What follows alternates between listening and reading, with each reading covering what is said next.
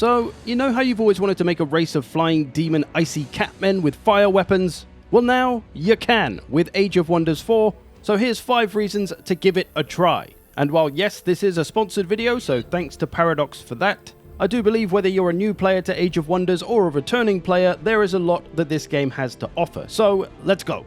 Firstly, the faction customization is pretty great.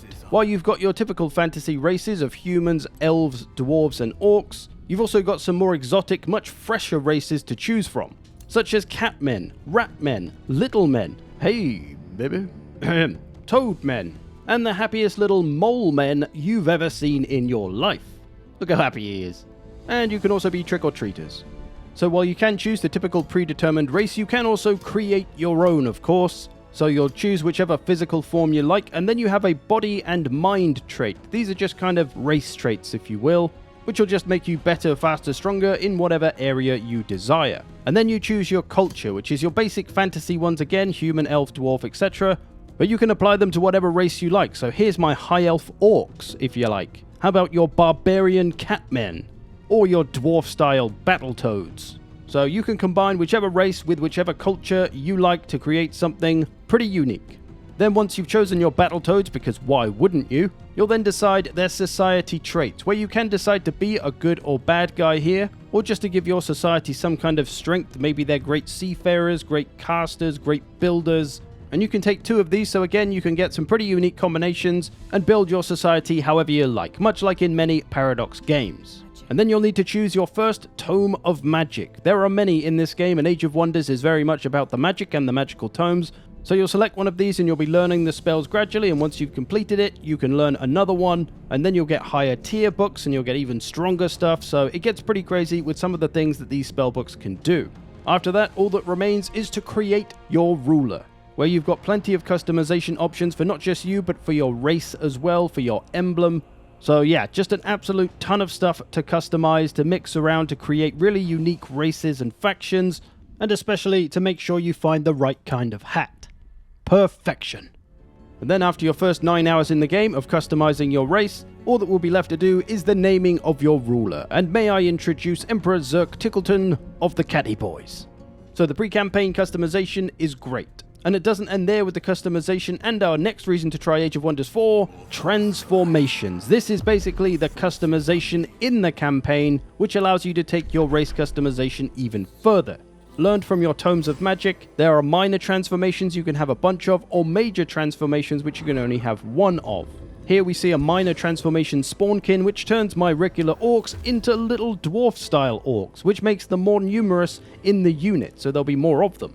And you'll get physical and stat changes with these. Here's another one, race transformation for the Catty Boys. I'm going to turn them into Frostlings. My normal cat-looking people now become icy cat-looking people. Or how about my human dwarfy-style faction becoming half rock people? So some real fun to be had here, deciding how you want your faction to be. There's also unit enchantments, which can also change your faction in various ways. Here is where the Catty Boys got their fire weapons from before they were frost people actually. There's also this one that gives very fast movement, that increases my movement on the campaign map and in battle. Only for scout units though, they do generally apply to different unit types. And then you have your major race transformations. These are the big ones which really change the faction up. As you can see, Demonkin, this is the one that turned my Catty Boys into their final form of flying icy cat demons with fire weapons. So that's one of your major race transformations. The only other one I've done is an undead one, where you can turn your faction undead. There's going to be more, but I won't spoil them. You get the idea. There's a lot of customization with your race before the campaign, in the campaign, with all the AI races as well. You'll see them evolve in different ways. It's really exciting and feels really fresh, especially the transformations, that things can change so drastically as you move through a campaign. Onwards then to the tactical turn-based battles.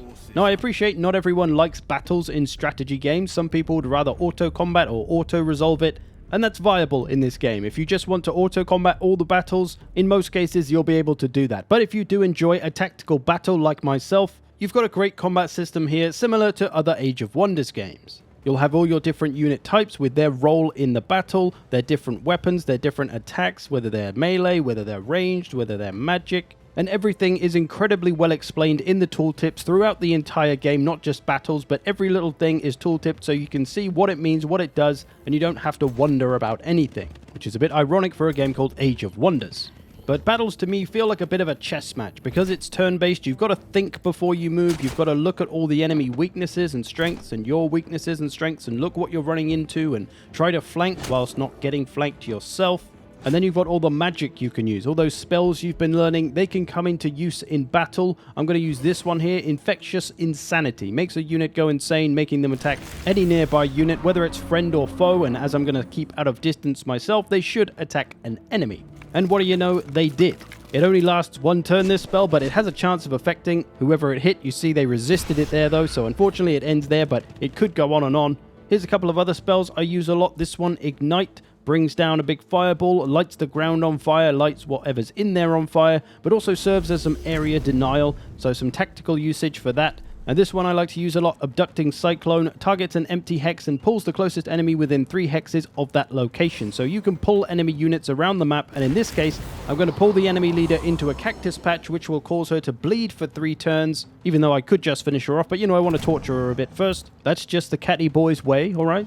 But again with this, lots of customization on how you want to fight these kind of battles, depending on your playstyle, depending on what kind of units you want to bring, what kind of buffs you want to give them. So there's a lot of fun to be had with this combat system. And if you've played the previous Age of Wonders games, this will all feel pretty familiar to you. There's also different kinds of battles. You've got sieges, which will take a bunch of turns to complete. You'll be able to build certain siege equipment to make it go quicker, and the enemy will have siege defenses to make them last longer. And the sieges feel like a real effort to complete. You really have to go all in on trying to take a city or settlement. And that's how sieges should be, right? They shouldn't be easy. And once you do break through, you can fight the battle on a big proper siege map. And in this case, this was the enemy's main settlement, so I brought like 20 units to try and take it and finish them off. But because the siege took a while, it gave them time to bring some units over and to bolster up their defenses, and thus now we have this big old huge epic 20v20 siege going on. So yeah, battles are pretty great. I really enjoy them anyway. There's also naval battles, although these are kind of just a bit of a weird ramming competition unless you've got a lot of ranged units, so they're not quite as good as the other types of battles, but still, it's nice they're in there, I guess. Now to the next reason to try out Age of Wonders 4, the personal interactions. Your dealings with the beings of the world. This is going to be best demonstrated, I think, with a few actual examples. So here comes Chief Baron Drake Rider of Nebheim, one of my nearby neighbors who I've been friendly with. He says, "Noble Emperor Zerk Tickleton, I am ruined. I have gotten myself and people into debt, my treasury lies empty, and my former benefactors are out for my blood. They have taken members of my family hostage, making threats of mutilation and death. I plead for your support and would be forever grateful."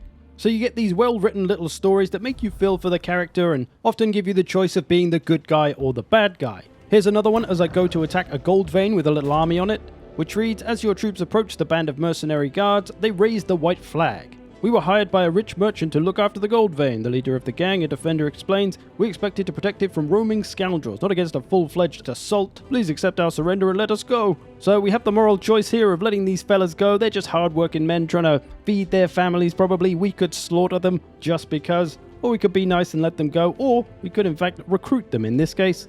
So yeah, these nice little personal stories scattered around the map. Some of them are bigger missions, like you'll see here. This is exploring an ancient wonder. I'll let you read this in the background if you wish. But again, it's really nicely written. It just feels very personal to the situation. You can imagine it happening. And just as a side note, a nice little attention to detail. You notice these figures stood here looking at the tree? Those are all my actual units in the army that attacked it. That's my leader there with his big double-bearded axe. That's one of my barbarian boys with the fire weapons. Personally, that's one of the nice little attention to details of a game that I do appreciate. But anyway, in this little particular situation, I'm actually quite outmatched and I'm unable to complete this mission yet. It's an impossible battle. There's simply too many enemies. I'm going to have to come back with more boys, and as it says, I can return later. So it's always exciting to discover these little stories as you move through the maps and different missions. It's really nicely done. And then you have all the usual diplomacy between the factions of the world as well, which is nice. It's pretty much your usual diplomacy in a 4X game there. But one thing I do appreciate with this kind of diplomacy is that everything has a reason and is justified. You can't just declare war on a faction for no reason and have nobody react to the fact that you did that. Because, I mean, you can just declare an unjustified war and go after somebody, but it's going to affect your standing with all the other factions of the world. So you got to be smart.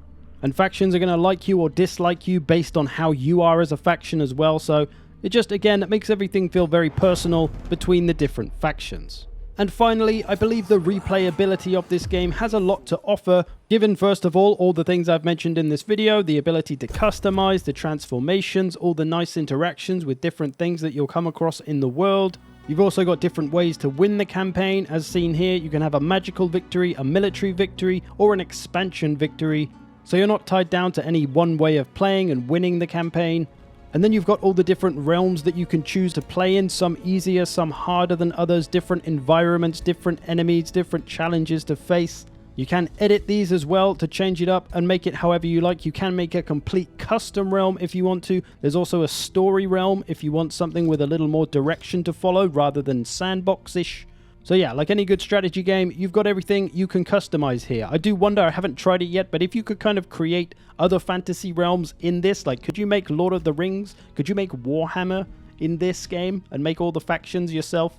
Could you make the Elder Scrolls universe? Hey, we've got Catmen, we're halfway there. And there is online multiplayer as well, so if you've got any friends, you'll be able to play with them, co-op campaigns, head-to-head campaigns. And you get pretty much the same deal as you do in single player, so that's there. But if you're anything like me and you don't have any friends, you've got plenty to work with in single player all the same. Especially as one thing I accidentally found out when playing a new race is that my old characters were in my new game. Here's Zerkovich from one of my previous campaigns, and he's approaching my new boy, my new campaign that I'm playing. So it's very cool that your characters kind of cross over your realms, and when you do finish a campaign, you can use the characters as heroes or other potential rulers as well, so you might face them if they're enemies. But at this rate, I'm probably going to end up with a campaign full of my own Zerk-named characters, which is just going to be very strange. But there we go. I hope you've enjoyed this. Thanks for watching. Thanks again to Paradox for sponsoring this video. If you're interested in the game, there's a link down below. Check it out if you want to find out more. Comes out on the 2nd of May. Now, I'll see you in the future.